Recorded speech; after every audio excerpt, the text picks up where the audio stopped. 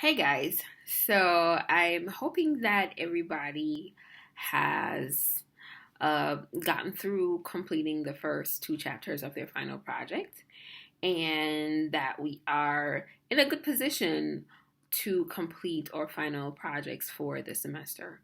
Um, I'm hoping that we've all been learning a lot in this course, having a good time. And I wanted just to take a minute to remind you that if ever you have questions or you need some assistance, please feel free to drop me an email, make an appointment to come and see me during my office hours. I try to make myself available to you guys as much as possible to help. I know a lot of this material is new to you. Some of this stuff is not intuitive. You're just learning, and so as much as possible, I want to be able to accommodate um, your unique needs.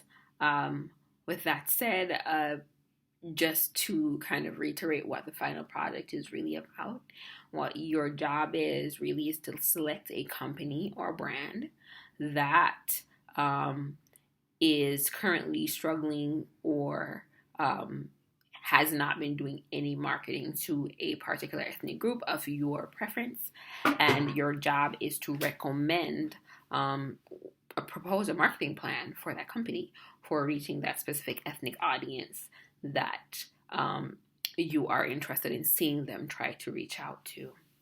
Um, with that said, or reading for last week was really about advertising agencies and multicultural consumers. And so Mueller did a really good job of talking a lot about general market agencies. She also talked about multicultural agencies and specialty agencies, and she gave profiles of those agencies. If you haven't had a chance to read those sections, that chapter of the book, I would strongly recommend that you do that. And, keep an eye out for some of those really good organizations, whether it's general market companies or multicultural agencies or specialty agencies, who are doing really, really excellent work. So, for example, David Morse, the author of one of our texts, his company is called New American Dimensions. There is at least one report or a link to his organization site in the course library that you guys should check out. There are other really good agencies. So there's Zuby Advertising Agency that is strictly multicultural. There is Alma DDB. There is Orsi. Out of Tallahassee, there's More Communications. There's Lopez Negrete Communications. So the industry, multicultural marketing industry, has grown a lot. The demand for multicultural professionals has grown a lot. The level of importance that multicultural efforts are being given in even general market agencies has also grown. And so for persons who are interested in doing multicultural marketing beyond just taking this course, what you should know is that the job market is huge and there are a lot of opportunities. That's not to say that there aren't very many challenges. As we've been reading in previous chapters, we can see that there are a lot of companies that don't necessarily dedicate the budgets that they need to multicultural marketing. A lot of multicultural marketing experts are still having to make a case as to why organizations need to have a multicultural marketing budget or a dedicated initiative to reach multicultural consumers. And so it is an uphill battle, but there is still progress being made. And because of that, we have seen the growth in African American, Hispanic, Asian, and other advertising agencies. We've also seen where the big general market shops, the more well-known advertising agencies, are now adding to their operations that multicultural focus, pretty much trying to create departments that can respond to the need for advertising professionals who are able to craft and develop and execute strategies that are dedicated to multicultural consumers. So in terms of this week's reading, we are looking at the LGBTQ consumers, and we are also looking at the new multicultural, multiracial American consumer. And these are in Morse's text, and I hope that you guys spend the time to read them. I know we don't have any more tests coming up in the course, but the level of analysis that you provide, the discourse that you can provide during our conversations, on your discussion boards, or even in your projects, it shows when you have been spending time to familiarize yourself with the content that you need to. As I said, multicultural marketing is not one of those courses that you do on the fly. You actually try to learn as much as you can about different groups, and then that will help you to be able to leverage that knowledge and extend that knowledge by doing even more research on a group that interests you, on a topic that interests you, right? And so the LGBTQ market, as well as the new American consumer, multiracial, biracial, multicultural consumer, these are very important groups that are a huge part of the millennial population, and also the youth population, right? Millennials are currently tied with baby boomers as the largest ethnic groups. The largest generations, and within the millennial population, we see, for example, there's a completely different attitude towards the LGBTQ community. Morse talks about that in his book. He also talks about the kind of the struggle that the LGBTQ community has gone through in terms of recognition, in terms of, from an advertising perspective, how it has been over the years. Bear in mind that Morse's text, I think it was published in either 2007 or 2008, which means that this was before the legislation was passed last year, that now there is freedom to marry, these benefits, and so there has been progress made. We have also seen an evolution also in marketing. So there are brands that embrace their role of reflecting all different types of families. We're seeing now where the LGBTQ community is being reflected more in media, in TV. We saw, for example, I think it was 2 years ago at the Grammy Awards, Queen Latifah married several couples, and several LGBTQ couples on live TV. That in and of itself was huge. It was a monumental shift, something huge that was in media, coming from a time when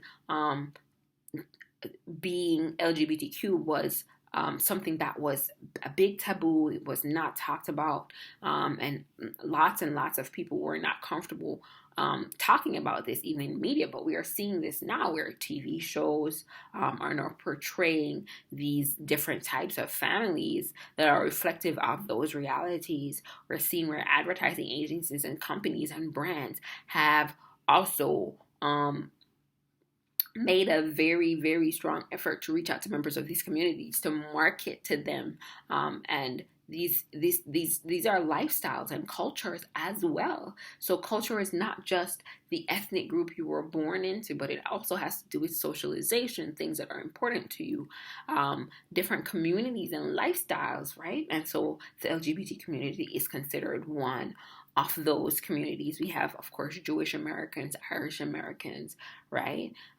Baby boomers. All of these groups are considered ethnic groups or cultural groups, right? And so that's what Morse really talks about. He also, one of the chapters that you are also required to read this week, talks a lot about the bicultural and multicultural population, right? Intermarriage is at an all-time high. And so what we have now is more and more people who are negotiating multiple identities. They are a part of more than one ethnic group because they have a mixed background, right? And so they are code switching. They are engaging and practicing more than one cultures. They're negotiating dual and multiple identities, right?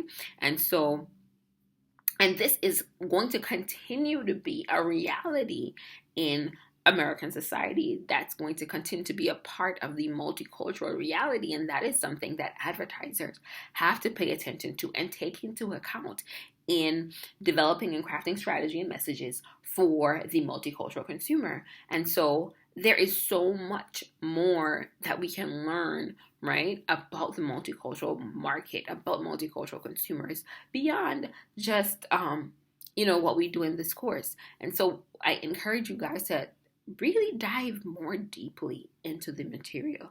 One of the very important things that Morse talks about is about the effect of hip hop and popular culture on what we consider to be the mainstream. And so what we're finding now is that cultural identification is not just about membership and being born into. It's about the influences and certain aspects of other cultures that persons have pretty much become so deeply involved in that they feel part of that culture as well. And so we're having a lot of that. We're having a lot of transference of elements of different cultures. We're having a lot of those things. One of, I think, a really cool thing that I see online is this guy. He's called Sam Whiteout, and he is a non-Hispanic white male who went to, I think it's a university in Pennsylvania that just won the NCAA basketball thing. What's that? Villanova, right? He graduated from Villanova, and he is a member of Kappa Alpha Psi, and that's a historically Black fraternity. And he does all the dances, he does the shimmy. He is,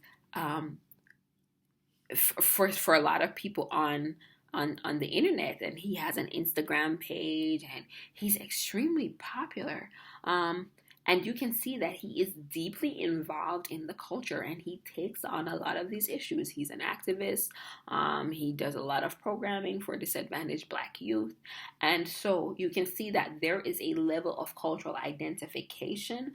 There is a level of kind of ownership of the issues of that culture that he's also he is considered part of that culture. There are other people who are definitely like that, right? We saw the Rachel Dolezal saga that happened last year.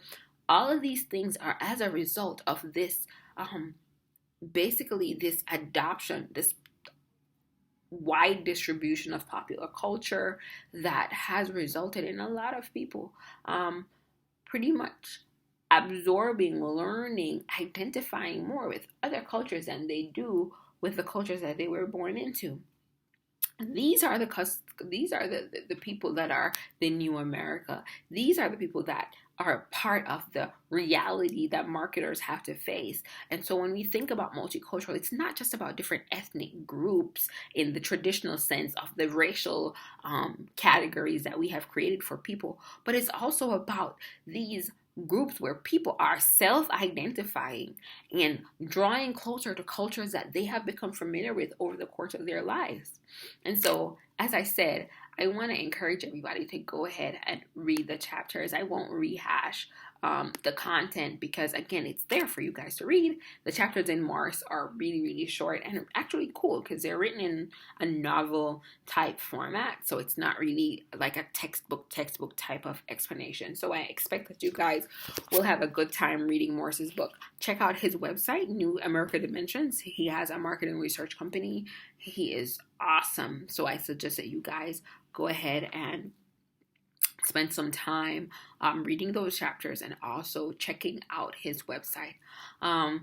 In terms of assignments, we have a discussion board this week, and so that's what we're going to be looking at. Please pay attention to this week's folder so that you can see what you have due this week.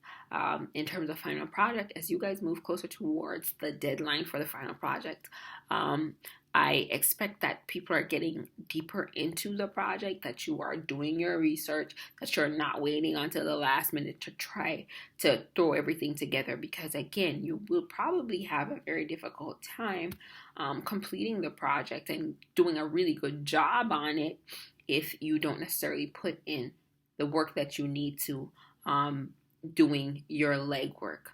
One of the things that I wanted to reiterate and underline is that there is a course library. In that course library, I have put a lot of the latest reports on the major groups there. So there's reports from Nielsen, reports from Experian. We have ad age reports. I want you guys, before you go on the internet and start looking at some very obscure sources, look to the industry sources. The information is there. I have tried to make it very easy for you to find the information that you need to do these assignments, to do your final project. Use the resources that are available to you.